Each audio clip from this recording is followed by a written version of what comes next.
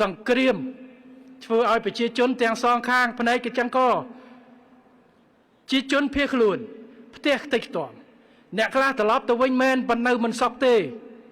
ថ្ងៃណាទៀតគេប្រកាសអាសន្នឲ្យចលះទៀតវាអត់មានចំណេញអ្វីដែលដាក់ទិសដៅចំណេញគឺព្យាយាមរួមគ្នាមូលមតិគ្នាដើម្បីការពារជាតិរបស់យើងរកការដោះស្រាយបញ្ហាចំនួនបញ្ចប់ដើម្បីឲ្យស្ថានភាពទៅធម្មតាដើម្បីឲ្យយើងអាចធ្វើកិច្ចការងារដោយសន្តិវិធីនៅក្នុង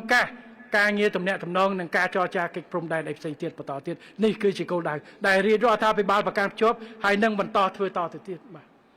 ហើយសុំទោសមិនបានចេញមកបញ្យលដូចចេះរាល់ថ្ងៃទេមិនបានទៅថាកន្លែងនេះត្រូវធ្វើដោះមិនអីមិនទេ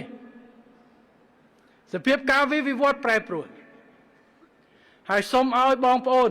ជាពិសេសតាមបណ្ដាប្រព័ន្ធបណ្ដាញសង្គមដែរបន្តិចបន្តិចយកអានេះមកបង្ហោះ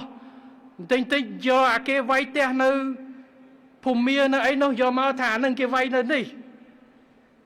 អារឿងកើតមានមួយខែពីរខែហើយយកមកទាំងទំកើតថ្ងៃ20ខែដុល្លារ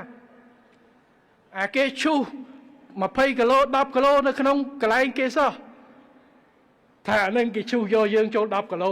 អានឹងបង្កើតរឿងរាជរដ្ឋាភិបាលដូចនិយាយគ្នាទៅកងកម្លាំងប្រដាប់អាវុធអាជ្ញាធរមូលដ្ឋានគ្រប់ជាន់ថ្នាក់យកចិត្តទុកដាក់ការពារជាតិរបស់យើងការពារប្រជាជនរបស់យើងហើយរកដំណោះស្រាយ